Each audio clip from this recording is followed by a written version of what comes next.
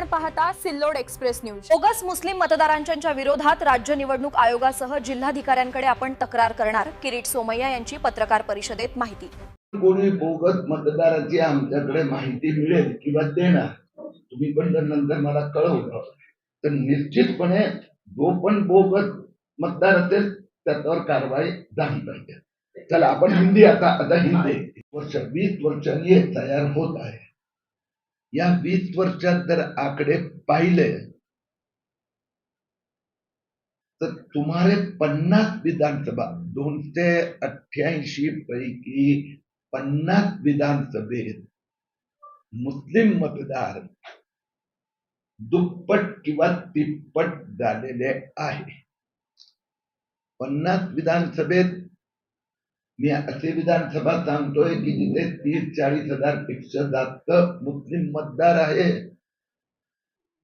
जे 2002 मध्ये 30-40 हजार होते त्या आता 80,000 ते 1 लाख, दुप्पट ते तिप्पट। धुळेच बघा 40,000 होते 1,15,000 झाले, ते तिप्पट झाले। हिंदू मतदार जो आहे हे संबंध महाराष्ट्रात किंवा या 50 विधानसभा क्षेत्रात जी नैसर्गिक वाढ असते ही 20%, म्हणजे वर्षाला 1% पेक्षा कमी 18 वर्षाचे होणार तर 20 वर्षात 20% वाढ। काही मायग्रंट बाहेरून आलेले तर तिथे जरा जास्त वाढ। ही फार एक मोठी चिंतेची बाब आहे। आम्ही निवडणूक आयोगाकडे पण ही माहिती आणि आकडे दिलेत। एवढे मुस्लिम मतदार हे महाराष्ट्राच्या बाहेरून महाराष्ट्रात आले आहेत। नैसर्गिक वाढ फक्त 20% असली पाहिजे, पण त्याच्याऐवजी 100 ते 200% वाढ आहे। हे महाराष्ट्राच्या बाहेरून आलेले आहेत, बांगलादेशहून आलेले आहेत, त्यात कठोर चौकशी व्हायला हवे। आता प्रत्येक ठिकाणी आधार लिंकिंग प्रत्येक वस्तूची करतात, गॅसची करतात, मोबाईलचे कार्डची करतात। तर तुम्ही मतदान कार्ड आणि आधार कार्डचं लिंकिंग काय करत नाही केंद्र सरकारच्या माध्यमातून? हे सगळे प्रश्न सुटतील ना। यावेळी या गोष्टीची चर्चा झाली तर सुप्रीम कोर्टात ज्यावेळी ममता बॅनर्जीचा पिटिशनची सुनावणी होती त्यावेळी आधार कार्ड प्राधिकरणाने स्पष्ट केलं, आधार कार्ड हा कोणताही याचा पुरावा धरता येणार नाही। सुप्रीम कोर्टाने पण आदेश दिला, आधार कार्ड त्या व्यक्तीला दिलेले एक नंबरिंग आहे। इन्स्टेड ऑफ किरीट सोमय्या जे लिहायला स्पेलिंग मिस्टेक म्हणून त्याला नंबर दिला की 2000 1 2 3 4 9 5 10 12 तरी 2 लिहि। पण हे जे SIR चाललंय त्यासाठी चाललंय की बोगस मतदार बोगस हे बाहेर निघावं। पश्चिम बंगालमध्ये आपण बघितलं 90 लाख, बिहारमध्ये 57 लाख। चला आपण आता हिंदी घडलं हे सांगतायत तिथपर्यंत ठीक आहे, परंतु आमचं स्पेसिफिक टार्गेट आहे मुस्लिम वोटिंग, म्हणून आम्ही सर्व मुस्लिम वोटिंगांचं बाहेर काढलेलं आहे। आमचं स्पेसिफिक टार्गेट आहे। म्हणजे मुस्लिम एक मिनिट मी थोडं जोडतो, प्लीज मी थोडं जोडतोय। एक मिनिट, हे वाक्य पुढचं वाक्य मी बोलतो, अनुप बोलणार होता की आमचं टार्गेट आहे बोगस वोटर, चीटर, फ्रॉडुलंट वोटर। जो मुस्लिम इथे जन्माला आला आहे आणि त्याचं मतदार यादीत नाव आहे त्यांनी निश्चित मतदान करावं।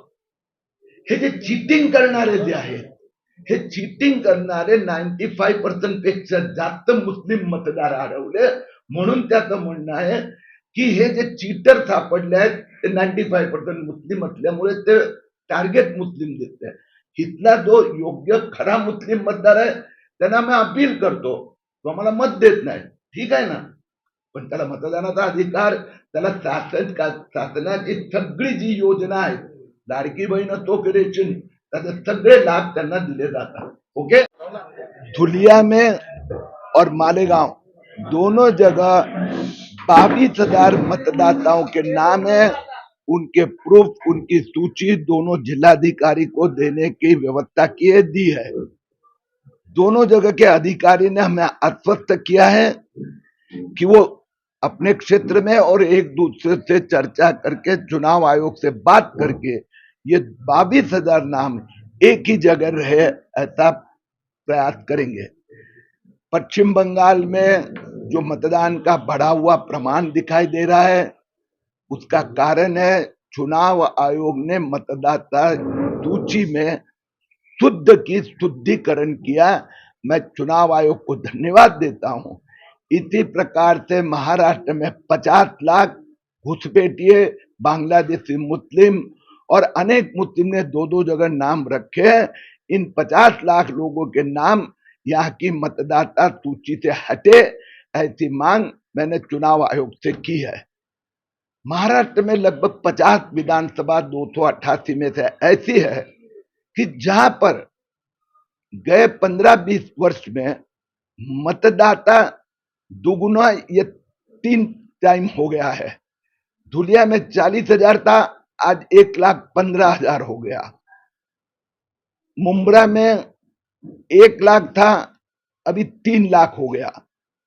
तो हमारा ये प्रयास है कि जो नैसर्गिक वृद्धि ये अधिकाधिक 15 से 20% होनी चाहिए। हिंदू के मतदाता 15 से 20% बढ़े तो ये 50 विधानसभा क्षेत्र में महाराष्ट्र बीजेपी स्पेशल टीम लगा रही है।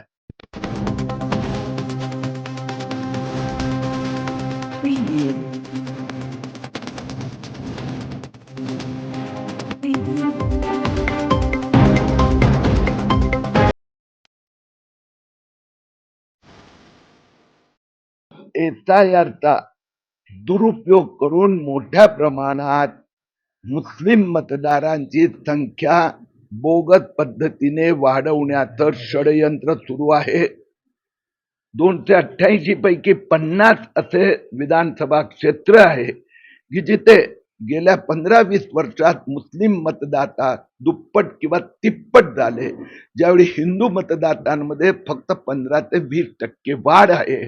महाराष्ट्र भाजपने या 50 विधानसभा क्षेत्रात स्पेशल टीम लावली आहे। उदाहरण, आज धुळेचा जिल्हाधिकाऱ्यांना आम्ही 22,000 नावांची यादी दिली, जी मालेगाव मध्ये पण आहेत। दोन्हीकडच्या जिल्हाधिकारी अधिकाऱ्यांनी आम्हाला कबूल केले आहेत की ह्याचं ते विश्लेषण करणार, एक दोघांची चर्चा करणार आणि निवडणूक आयोगाला अहवाल देणार।